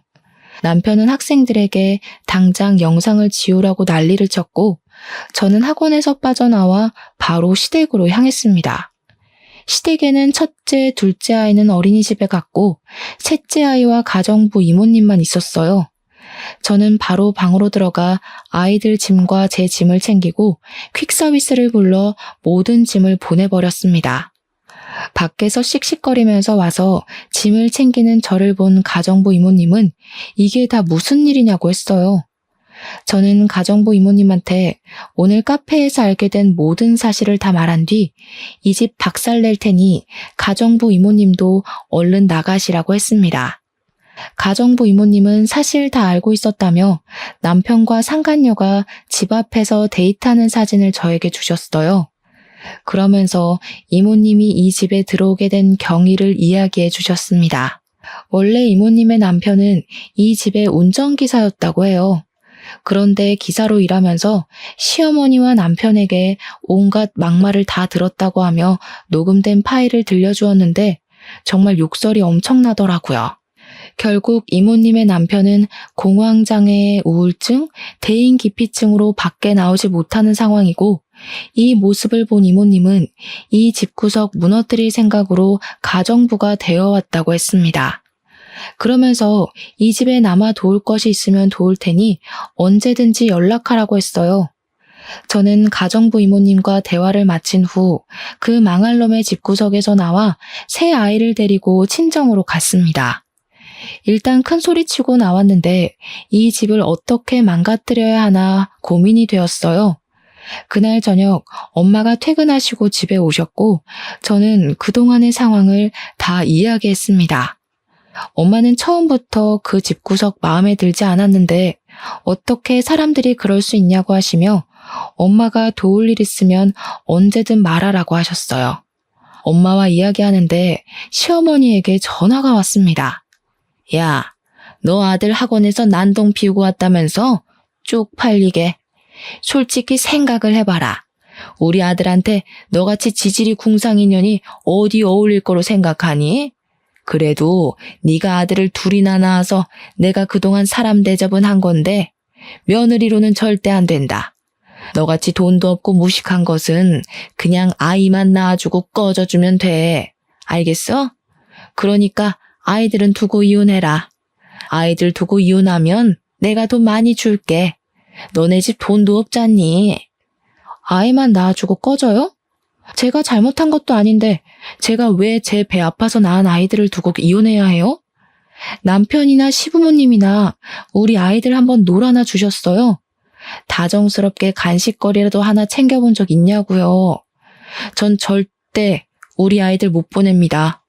제가 무슨 수단과 방법을 써서라도 반드시 당신들 무너뜨릴 거니 그리하세요. 네가 무슨 수로 무너뜨릴 거니? 돈이 있니 명예가 있니 권력이 있니? 쥐뿔도 없는 주제에 괜히 설치다가 다치지 말고 그냥 포기해라. 이 말 듣고 도끼가 단단히 오른 저와 엄마는 시어머니의 센터 그리고 남편과 상간녀까지 반드시 망하는 모습을 봐야겠다고 다짐했습니다. 집에서 잠시 쉬고 있는데 가정부 이모님이 만나자고 연락이 왔어요. 약속된 장소로 나가보니 이모님이 아까는 정신이 없어서 말을 못했다며 볼펜 녹음기를 하나 건네주셨습니다. 사실 그동안 볼펜 녹음기를 가지고 출근했었는데 앞으로 이혼 소송할 때 도움이 될 것 같다고 하시면서요. 저는 감사한 마음으로 가정부 이모님께 볼펜 녹음기를 받았고 친정집으로 다시 가는 길에 노숙자를 보았습니다. 평소처럼 마트에서 노숙자에게 이것저것을 사서 건네다가 제가 매일 지니고 다니던 오빠의 사진을 노숙자 앞에 떨어뜨렸어요. 노숙자는 오빠의 사진을 보더니 오빠의 이름을 말하며 맞냐고 물었습니다. 저는 맞는데 어떻게 하시냐고 했더니 원래 이 근처에서 크게 학원을 하시던 학원 원장님이셨다고 하며 항상 지나가실 때마다 자신에게 음식을 사주시던 분이라고 했어요. 그런데 갑자기 다른 지역으로 이사하셨고 가시면서 혹시 힘든 일 있으면 연락하라고 하시며 명함을 주고 가셨다고 합니다. 그러면서 노숙자는 오빠의 이름이 적힌 명함을 건네주었어요. 저는 그 명함을 보고 바로 엄마에게로 달려갔습니다. 엄마는 명함을 보시더니 떨리는 목소리로 명함 속 번호로 전화를 했어요. 오빠는 엄마의 목소리를 듣자마자 바로 엄마임을 알아차렸고 우리는 눈물을 흘리며 오빠에게 지금 사는 곳을 물었습니다. 노숙자의 말대로 오빠는 대학 입시 컨설팅 학원을 운영하고 있었고 오빠가 있는 곳은 우리가 사는 곳 바로 옆 동네였어요. 다음 날 오빠는 저와 엄마가 사는 집으로 왔고 엄마는 요양원에 연차까지 내고 오빠를 위해 엄청난 음식을 준비했습니다. 우리는 밥을 먹으며 서로 살아온 이야기를 나눴어요. 오빠는 20살 때 집을 나가 막노동을 하며 고시원에서 생활했다고 합니다. 그곳에서 잠을 거의 자지 않고 열심히 공부했고 그 결과 우리나라에서 가장 유명한 수도권 대학교에 전액 장학금을 받고 진학했어요. 대학교 졸업 후 회사에 취업했지만 회사 생활은 생각보다 적성이 맞지 않아 1년 만에 관뒀고 그 뒤로 고등학교 학생들에게 과외를 했는데 입소문이 나면서 학원까지 차리게 되었습니다. 이 학원의 위치가 바로 남편 학원 근처였고 여기서 근무하며 노숙자를 봤다고 해요. 저는 오빠에게 저도 그동안 살아온 이야기를 하며 지금 사실 이혼을 하려 한다고 했습니다. 오빠는 제 이야기를 듣더니 남편이 학원 원장이었으면 자신이 알 수도 있겠다면서 남편의 사진을 보여달라고 했고 제가 핸드폰에서 남편의 사진을 찾아 보여주니 이 사람이 정말 남편이냐고 물었습니다. 오빠가 하는 말이 남편 학원 학생들이 오빠네 학원으로 옮기자 남편은 사실무근의 소문을 내며 오빠를 괴롭게 했다고 해요. 그래서 오빠는 똥이 무서워서 피하냐 더러워서 피하지 하는 심산으로 이사를 했고 지금은 학원이 위치가 좋아서인지 학생들이 이전보다 많아졌고 더 잘 되고 있다고 합니다. 엄마는 오빠가 살아온 이야기를 듣더니 정말 고생 많았겠다고 하며 오빠를 꼭 안아주셨어요. 오빠는 남편으로 인해 우리 남매 둘 다 너무 고생했다며 그놈들 절대 가만두면 안 되겠다고 했습니다. 그러면서 혹시라도 돈이 필요하면 최선을 다해 도와줄 테니 돈 걱정은 걱정하지 말고 최고의 변호인단을 꾸려서 이혼 소송을 하든 뭘 하든 해서 그 집구석을 아주 납작하게 해주라고 했어요. 솔직히 그들을 무너뜨리고 싶어도 아무것도 없는 제가 할 수 있을까 걱정했는데 오빠의 말을 들으니 뭔가 힘이 되었습니다. 집에서 식사를 마친 뒤 저와 오빠는 우리가 다시 만나는 데 결정적인 도움을 줬던 노숙자를 만나러 갔어요. 그런데 항상 있던 그 자리에 노숙자가 보이지 않았습니다. 근처 상인의 말로는 어제 어디론가 떠날 듯이 짐을 다 챙겨서 떠났다고 해요. 저와 오빠는 부디 노숙자가 편안한 곳에서 일도 하며 잘 살기를 간절히 빌었습니다. 시계를 보니 어느덧 오빠가 출근할 시간이 되어 오빠는 학원을 갔고 저도 집으로 와서 남편 학원으로 이혼 서류를 보냈어요. 그리고 시어머니와 남편을 무너뜨리기 위해 가정부 이모님이 주신 볼펜 녹음기에 녹음된 내용을 들어보았습니다. 들어보니 시어머니는 상간녀에게 오래전부터 며느리라고 부르며 통화를 종종 했었고 남편과 저를 쫓아낼 궁리를 하는 대화 내용이 제법 상세히 녹음되어 있었어요. 게다가 아동복지센터에 지원되는 보조금을 횡령한 정황까지 나왔습니다. 저는 이 모든 것들을 증거로 일단 시어머니를 고소했어요. 그리고 지역 맘카페에 남편과 시어머니에 대한 글을 올렸습니다. 학생들을 가르치는 학원 원장이 결혼하고 아이를 셋이나 낳았지만 젊고 돈 많은 건물주 딸인 여자와 불륜을 저지르고 아이들을 보살피는 지역 아동센터 센터장인 그의 엄마는 아들의 불륜을 혼내지는 못할 망정 오히려 상간녀에게 며느리라고 부르며 그들을 지지하고 본처를 쫓아내려 한다고 말이에요. 또한 가정부 이모님의 남편에게 막말했던 녹음 파일까지 다 올렸습니다. 맘카페에서는 어느 학원에 어느 센터 선생님이 이러는지 확인한다고 난리가 났고 이어서 댓글에 자기 아들이 학원에서 찍어온 영상이라며 동영상 파일 하나가 올라왔어요. 그 동영상에는 저와 남편이 나왔고 이로 인해 남편의 학원이 어디인지 다 알려지게 되었습니다. 그리고 또 다른 사람의 댓글에는 이전에 상간녀가 카페에서 소리를 지르며 난동을 부린 동영상을 올렸어요. 그 동영상에는 상간녀가 소리를 지르며 이 지역에서 엄청 유명한 학원 원장과 불륜을 저지른다고 말하는 장면이 있었는데 그 덕에 사람들은 동영상 속 여자가 남편과 불륜을 저지른 상간녀임을 알 수 있었고 건물주라는 말에 상간녀의 신상도 털리게 되었습니다. 저는 이 모든 상황을 지켜보며 우리나라의 네티즌의 빠른 정보력에 감탄하고 있는데 남편에게 전화가 왔어요. 너 학원에 이혼 서류 보냈더라? 나도 너랑 이혼할 참이었는데 잘 됐네. 근데 말이지, 아이들은 내가 데리고 와야겠어. 사실 너희 집보다 우리 집이 잘 살기도 하고 우리 집이 교육 쪽에 종사하고 있으니까 내가 아이들을 보는 게 더 낫지 않겠어? 과연 그럴까? 지금은 너네 집이 우리 집보다 더 잘 살지 몰라도 내가 보기엔 조만간에 너네 집 망할 것 같은데? 그게 무슨 소리야? 이혼 앞두니까 불안하고 초조해서 헛소리하니? 아무튼 우린 네 뜻대로 이혼하고 양육권은 내가 가질 거야. 그렇게 알고 있어. 넌 양육권 못 가질 거야. 아빠라는 작자가 아이들이랑 언제 한번 다정하게 놀아주기나 했니? 난 양육권 절대 못 넘기니 이혼 소송하자. 네가 이혼 소송할 수 있을 것 같아? 생각보다 이혼 소송할 때 돈 꽤 많이 들어.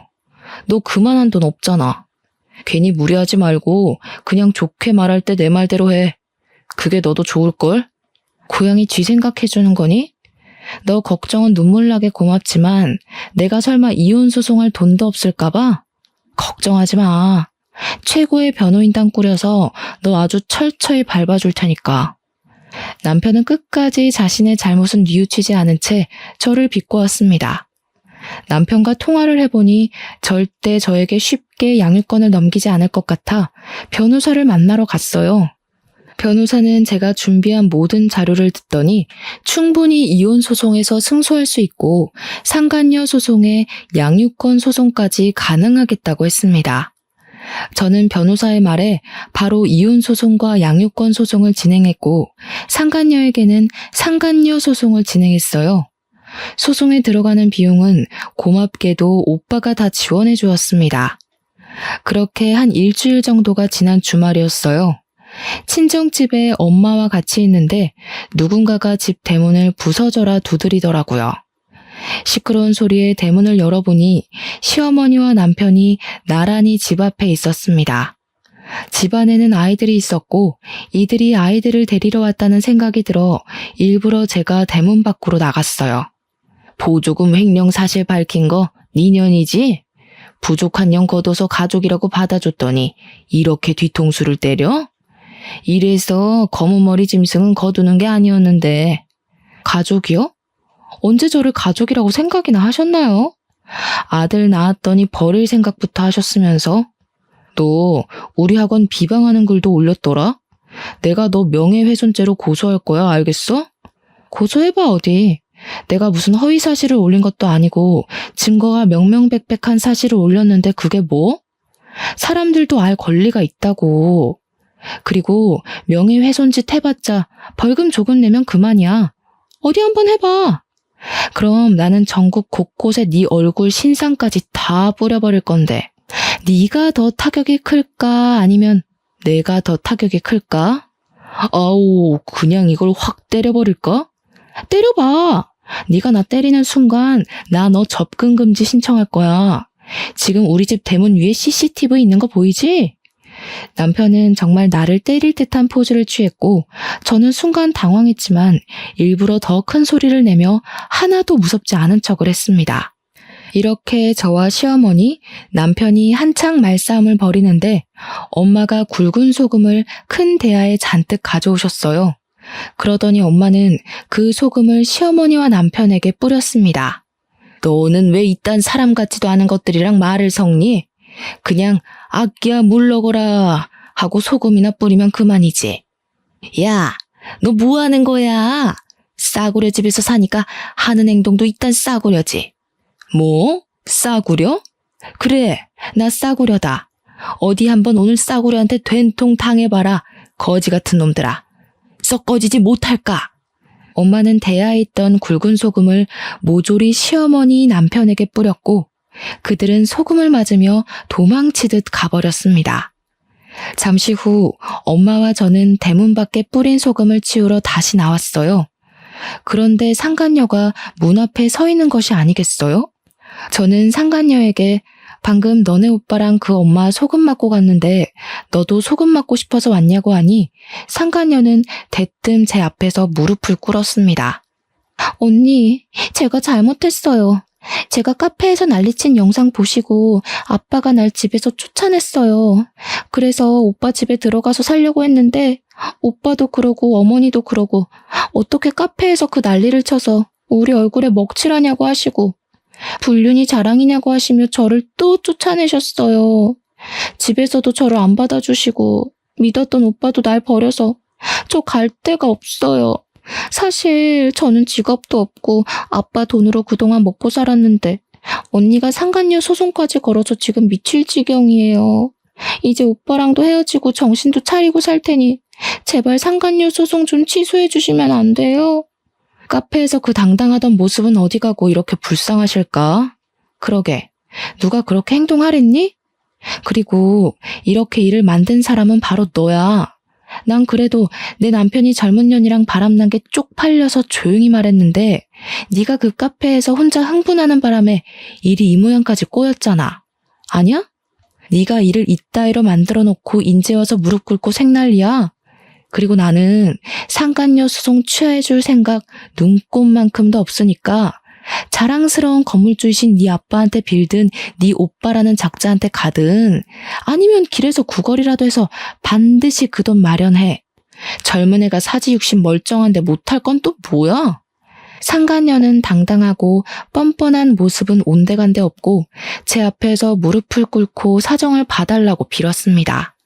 어떤 사람은 이런 모습을 보면 불쌍해서 고소를 취하해주기도 하던데 저는 그런 모습을 보니 참 고소하더라고요. 아무튼 상간녀는 제가 고소 취하 안 해준다고 하자 우리 집안까지 들어오려고 하길래 저는 경찰을 불러서 쫓아냈습니다.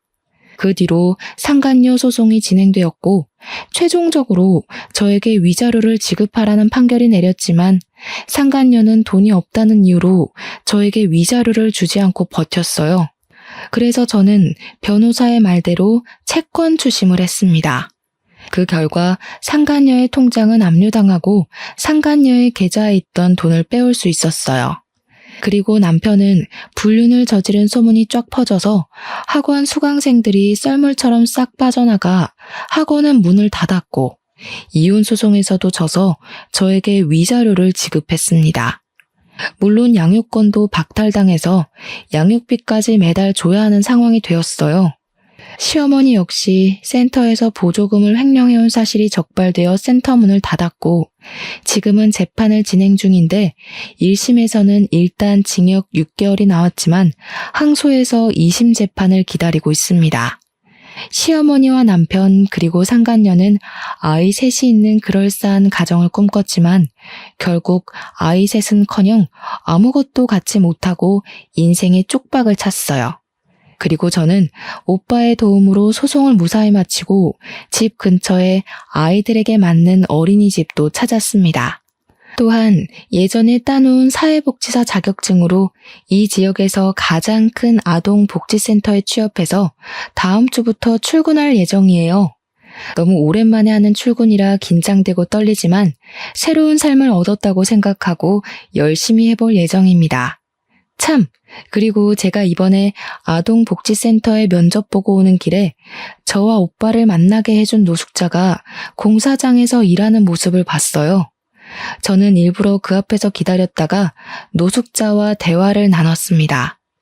알고 보니 노숙자는 원래 사업을 하던 사람인데 부도가 나서 이혼당하고 아이들도 못 보고 졸지에 길거리에 나앉았다고 해요. 이렇게 떠돌아다니다가 죽으려고 했는데 저도 오빠가 베풀어준 선의로 열심히 살 희망이 생기고 다시 일할 용기가 생겼다고 했습니다. 저는 그런 노숙자를 응원하며 기쁜 소식 들려줘서 고맙다고 했어요. 그리고 집에 와서 오빠와 엄마에게 노숙자에 관한 이야기를 했더니 오빠가 이런 사람은 우리가 도와줘야 한다며 노숙자에게 일자리를 소개해줬는데 바로 학원 건물관리인입니다. 노숙자는 열심히 해보겠다며 어제부터 출근했다고 하던데 정말 쉬지도 않고 열심히 했다고 해요. 노숙자분도 우리와 함께 새로운 곳에서 잘 적응하며 어느 정도 자리도 잡고 아이들도 꼭 보았으면 좋겠네요. 저의 이야기는 여기까지입니다. 사실 이 일을 겪으면서 정말 많이 힘들었지만 그래도 나만을 사랑하는 엄마와 새 아이 그리고 오빠가 있었기에 무사히 잘 견뎠던 것 같아요. 제가 가족이란 든든한 울타리가 있기에 넘어져도 다시 일어나 앞으로 나아갈 수 있던 것처럼 저 역시 우리 가족에게 힘이 되기 위해 최선을 다해야겠다는 생각이 듭니다. 어찌 보면 지루할 수도 있는 저의 이야기 끝까지 들어주셔서 감사해요. 저의 이야기를 들어주신 모든 청취자분은 행복한 일만 가득한 봄날 되시길 진심으로 기원합니다.